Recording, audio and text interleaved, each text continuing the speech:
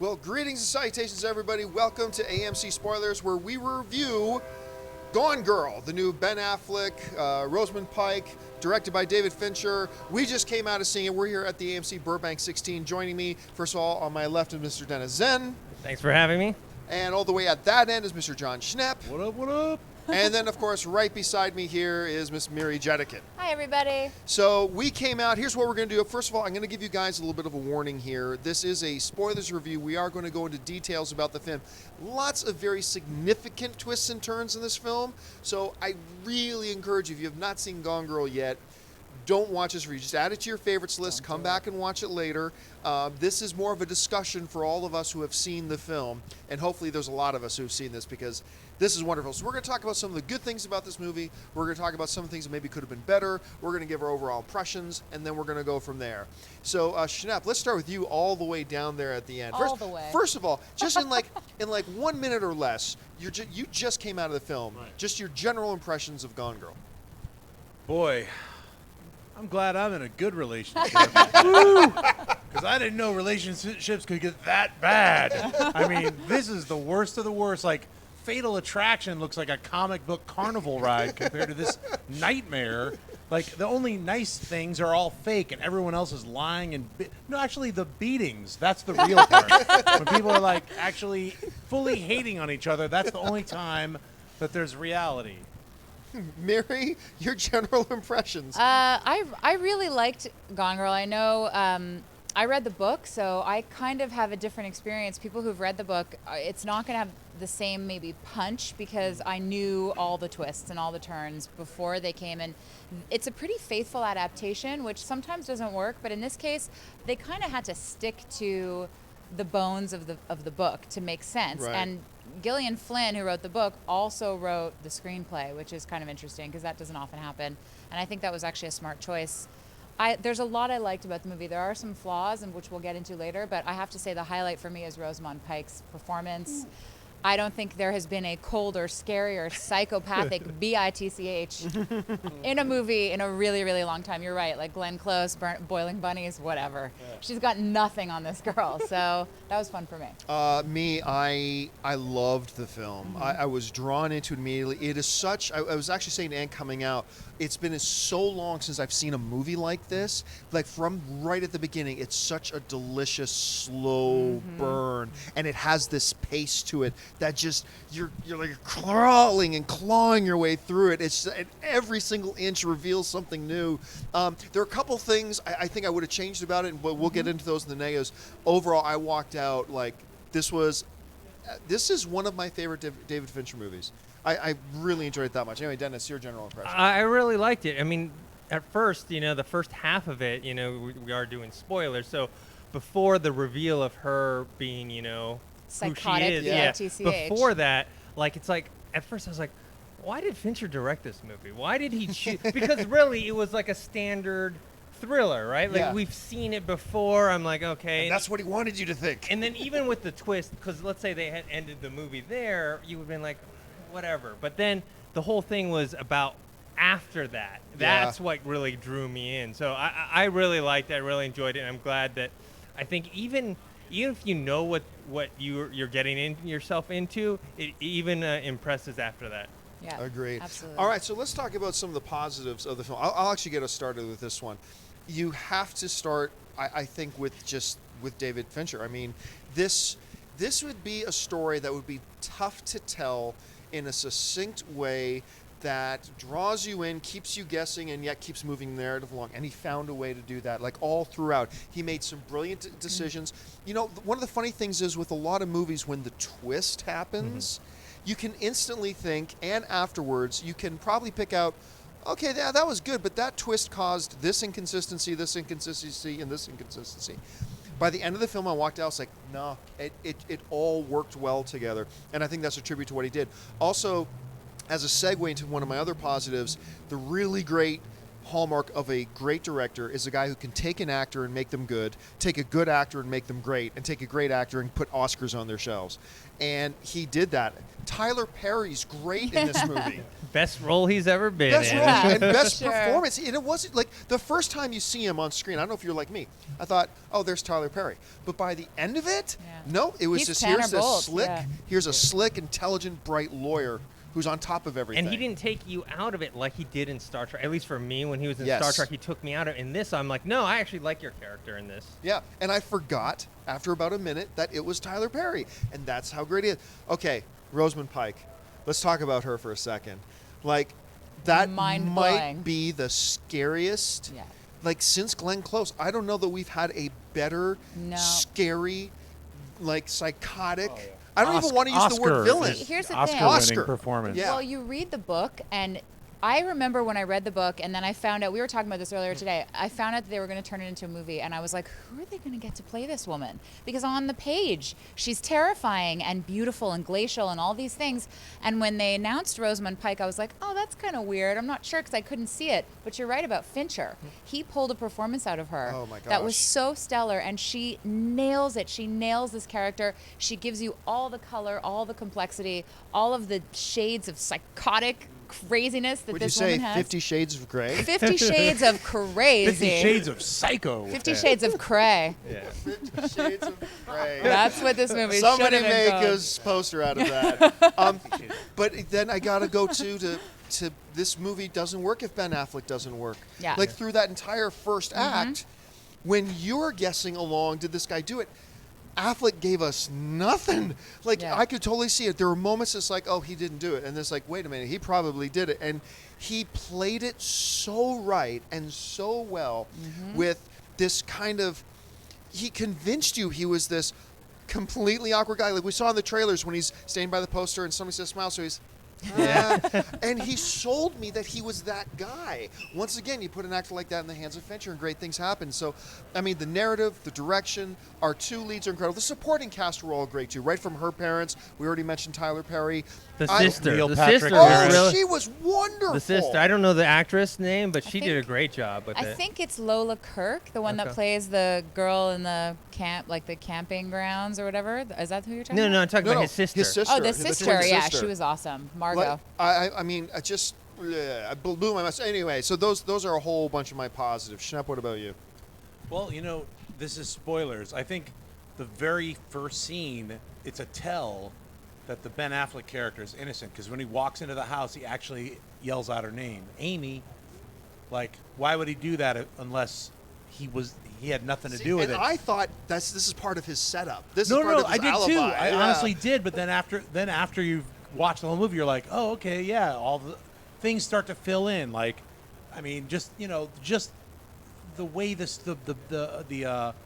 flashbacks are told, just reveal the falseness of the actual the main character who was writing all this stuff. I mean, it's a frightening look at psychosis and being trapped in a horrible, horrible relationship. You see the other people who are like all psycho too because, oh, well, I was scarred. I got framed for rape. It's like, you got off easy, dude. Like, look what he's going through. So You know what's interesting too about this movie that I really like, and it's hard to do. It makes a lot of comments. It has a lot to say about the media Yeah. circus that happens around these kinds yeah. of crimes. It has a lot to say about how sensationalized things become, and it also has a lot to say about marriage and how marriage can be a worse prison than prison if you're in a really bad one. So there's all these themes that the movie explores, and it could be really earnest and it could feel very heavy and like it's hitting you over the head, but Fincher has fun with it. It's like Yeah. playful. He never makes you feel like it's homework to think about these things while you're watching the movie. It's all kind of this fun dance that you're enjoying while you're watching the movie, and I thought that was just so well done. Yeah, the So- portrayal of media was done very well, and Yeah. especially just the whole perception thing. Like, it doesn't really matter what the truth is; it's what everyone else perceives Yeah. the truth to be. Right. And how Or- it's spun. Yeah. Or in who gets to it first. Yeah. They're like, we got to get to this first and spin it your way. Wait, the girlfriend's talking. Now you're ruined. We got to come up with another plan, And you know what? At first, I was kind of feeling like whoever the TV show host was that was constantly like dragging Ben Affleck over the coals, right? At first, I thought, well, this is a little bit over the top. This part's losing me. But then I thought for a second, No, there's that blonde crazy Nancy woman. Grace. Yeah, there's She's that Nancy modeled Grace on Nancy psychotic Grace woman for out sure. there. That's like, this is and I remember exactly what was it like. I don't know if the book was a play on that, but there was that one thing about, was it a field hockey team or a volleyball team that was accused of rape, and she like basically convicted them on TV and blah blah. It turns out they didn't do it. So it almost like reminded me of the book playing off of that, if I'm remembering it right, and I might be remembering it wrong. Yeah.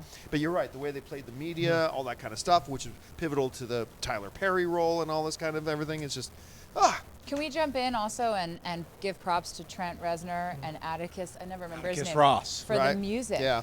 Because the score, I mean, there were times where I was like, am I liking the score? Because I'm noticing it. And usually if I notice score, it means that it's too much. Right. But I really loved what it added because I felt like it sort of played the psychological aspects of what was happening in the scene. So the action is happening and they're talking to each other and they're interacting.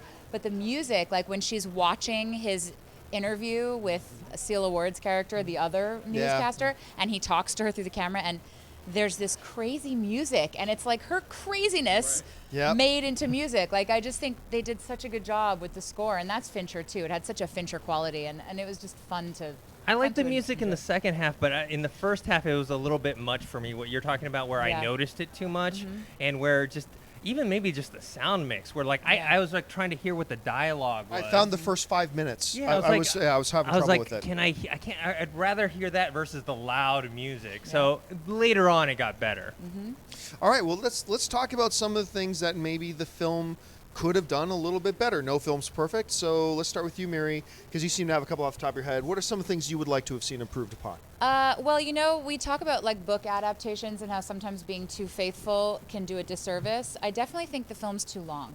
Like I think it could be, they could have shaved things down a little bit. And I know that when you're the writer of the book and you have to adapt it into a screenplay, there's probably a huge challenge in what do I keep and what do I cut? And then from there, they go into so many different directions that the final edit is different than the screenplay. But I still feel like the pacing in certain moments could have been a little tighter. Like her whole journey when she first leaves is amazing. Like when she unveils her plan and how she got into her car and she's been faking a journal and doing all this crazy stuff. And she ends up in this place in the cabin. Like in the book, it's kind of significant, but it's a book. And I felt like that could have been moved along a little more quickly. That dynamic with the girl and the boyfriend, and that was just lengthy. It just felt like, okay, we get it. Like she should have been, I don't know. I feel like that could have happened faster, and it made the movie drag a little in the middle. And I felt like, this could be picked up a little bit. It's a small complaint. I can deal with it, but it's just something I felt in terms of pacing that could have been tightened up a tiny bit. To me, it had nothing to do with the adaptation of the book, but rather, remember I said it's got this beautiful, delicious, clawing, deliberate, slow pace. But if you're going to have that pace, you have to be very frugal about where you make cuts. Because if you're going to have that pace, you're going to want to tighten it up a little bit too. And so I completely agree with you. I think there were... I don't think there were any movements in the film that I would have removed, but I think there were scenes that could have been removed and still given us... I think they drew out the stuff with Neil Patrick Harris a little bit too much. Like by the time he finally dies, I'm like, okay, I get it. Like I understand. He's completely her puppet, but she's got a plan. I believe there were probably like 5 minutes in there that they could have sliced out. But yeah, the pacing thing for me. Were there any other parts that kind of stood out? That's really, for me, the big one. I think you're right about music. There were times where I was like, it's a little too overwrought, but I still liked it. Yeah, the mix wasn't great in the first act. No, and I mean, again, it's like these are all kind of forgivable. Like I forgive it all because I thought it was, like you said, delicious is such a good word. It's such a like diabolical, delicious movie to watch, you know? So I could have had another hour. Honestly, like to me, once I got into the oh my God, I just love the scenes where she was like explaining everything. Kill self. Maybe I'll move that down. She's like, oh, take that one off. Take that one off, rearrange some stuff. Just showing how truly, completely scary, psychotic she was. Just to stick it to him, I'm going to kill myself. Yeah. I mean, honestly, I didn't think there were... Myself, I was into the entire film from beginning to end. Yeah. I haven't read the books, and I knew nothing about it. So I kind of was That's like, oh, great. it's going to be like a Scott Peterson thing. That's what I thought. Jealous and of you. so was I wrong. And I just thought, I loved all the twists and turns and the ugliness and horrible situation as to how it ends. You'll see. I mean, it's just like a double, triple spider web. Who's the spider? I don't even know. Well, they're all Black Widows. One thing we forgot to talk about in the positives is the humor, right? Like, Yeah. we were Oh all my sitting gosh. there laughing. Like, there was some wicked humor, and I think that made the film so wonderfully dynamic. Just down to because- kiss my cheek. And yeah, in the air. everything's fake. All of it's Oh hatred. no! For me, the best part is when she comes back in the car. She's all bloody. All the newscasters are out there filming, and she's like, "It's so melodramatic. Yeah. It's so perfect Yeah. for that." Even that part when she starts to reveal the plan, and she's like, "Fine, stupid neighbor." Yeah, Ding. and then It's the like- girl with the triplets. It's so amazing. Well, we said to come like still for me though that Tyler Perry moment. I kind of felt I made a joke before we started shooting that this whole movie, all 2+ hours of it, could have just been one big setup for this punchline that Tyler Perry gives Yeah. in the airport. You guys are effed. Yeah, I mean it's that like, you are some to me effed that made up the whole people. movie worth Yeah. it in and of itself. But anyway, let's get down to you for a second. The things you thought could have been improved upon. We already covered the sound mix, and I agree with you about the first one. Yeah, I mean the length of it, I do feel like it dragged a little bit in towards the part where we knew Ben Affleck's character was effed, Yeah. and so they kind of drug that out a little bit longer.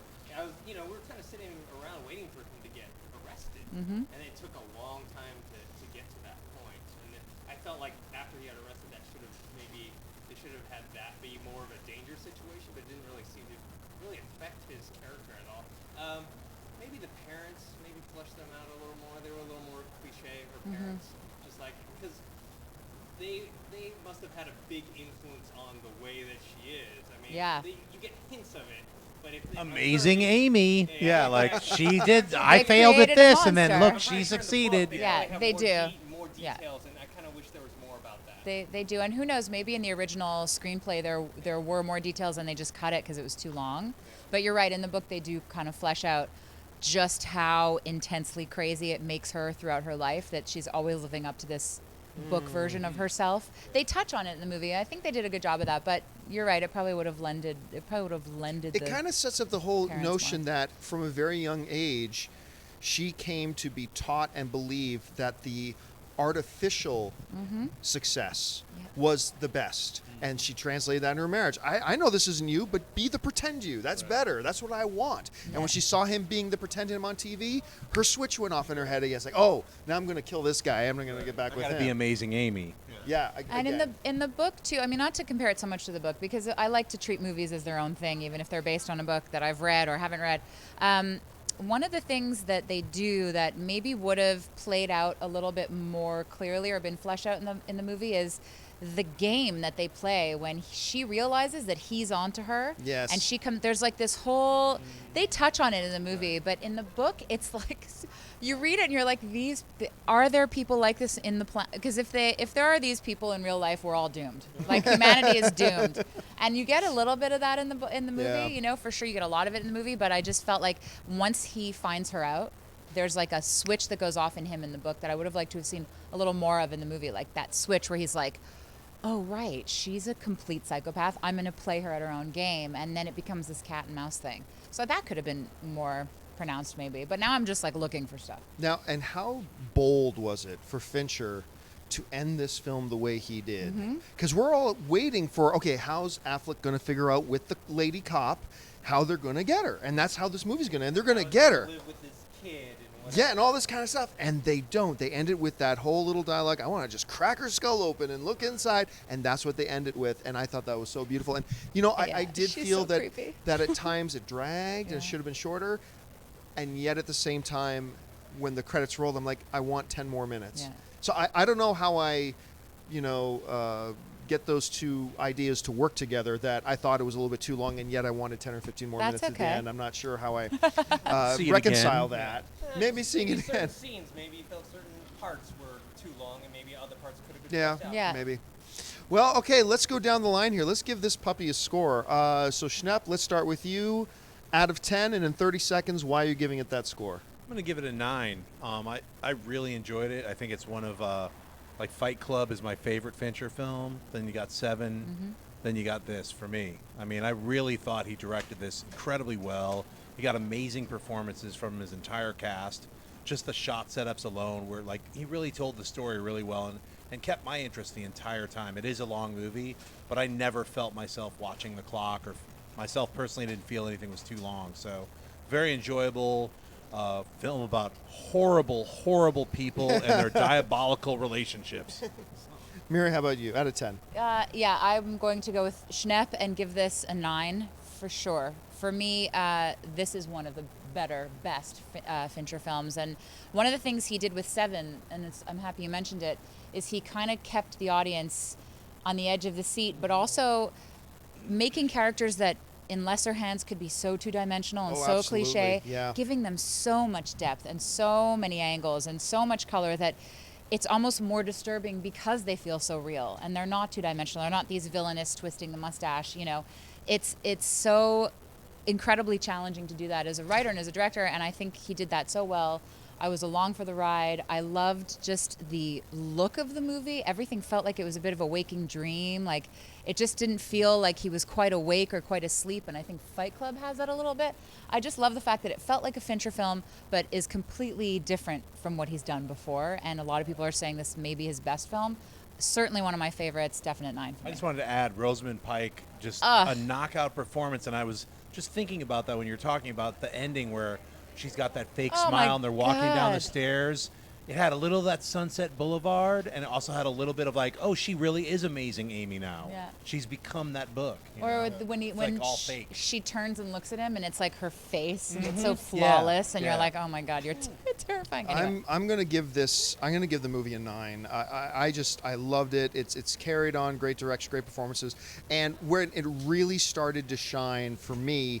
It was shining right from the beginning, but where it just went to that next level is in the third act. Once you had Rosamund Pike and Ben Affleck actually kind of for the first time together in the film, and then you see these two playing off each other as these duplicitous, like, damaged, psychotic, twisted people, her more than him, but I mean, and they were playing off each other. It just became incredible. I'm going to be shocked